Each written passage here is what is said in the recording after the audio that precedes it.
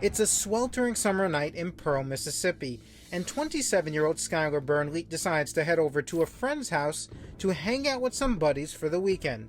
Skylar had an acquaintance, Travis Brewer. Travis lived closer to the Brandon area of the county. An area with little to no crime. It is such a safe place to live. But that's all about to change. At 1 a.m. on a Saturday, a 911 call comes in to the Rankin County Sheriff's Department, a call that's never been released before now. Sheriff's Department. On the other end of the line is Skylar's friend Travis Brewer, claiming his truck is missing. I was wondering, last night I had my truck out in the driveway, and this one of my buddies took off in it, and he didn't come back. He knew he left his phone in the truck, so he was trying to track his phone using an online application. I called AT&T and I got them to give me an app. I downloaded an app so I could track my phone to see where the truck was at. Travis says his common-law wife Amanda, their 4-year-old daughter, and Skylar all came along to help track his truck down. Okay, now take me from there. This is according to Travis. This is according to Travis. They go to an area of Rankin County not far from where they live and go down a gravel road, and they're in the woods basically on this gravel road. And the reason why both Travis and Skylar are in this particular location, according to Travis, is because the phone GPS coordinates put them there. That is correct. This is where the search for Travis's missing truck takes a bizarre turn. During his 911 call, Travis tells the operator he just lost something else. Now he can't find his friend Skylar.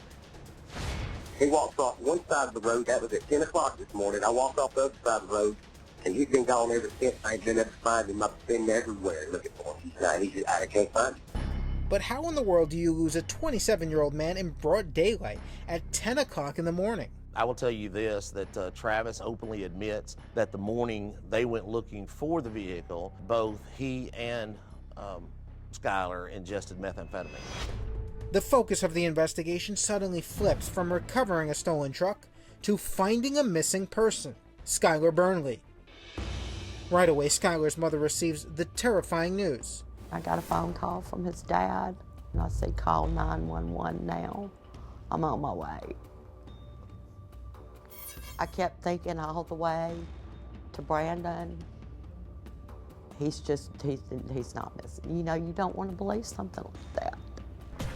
But sadly, it appears to be true, and it's now Sunday and nearly 48 hours since anyone has heard from Skylar. Rankin County Sheriff's Department sets up a command post and quickly assembles a search team. We had several deputies in the area. We called out some search dogs. We searched that patch of woods. Then we called in the Southwest Mississippi Search and Rescue Team. Under Sheriff Duke is on the scene holding news briefings for the ever-growing media presence. Reporters want to know about Travis Brewer, the man who called in the missing persons report. He was unable to locate Sky. He returned to his residence and contacted the Sheriff's Department later that afternoon. Actually, it was 1 o'clock in the morning on Saturday to report that his vehicle had been stolen and recovered, but that his friend was now missing. By Sunday afternoon, more than 100 first responders are on the ground scouring the thick woods. We went ahead and brought in some ATVs. We had mounted search members out there. We had helicopters up with FLIR.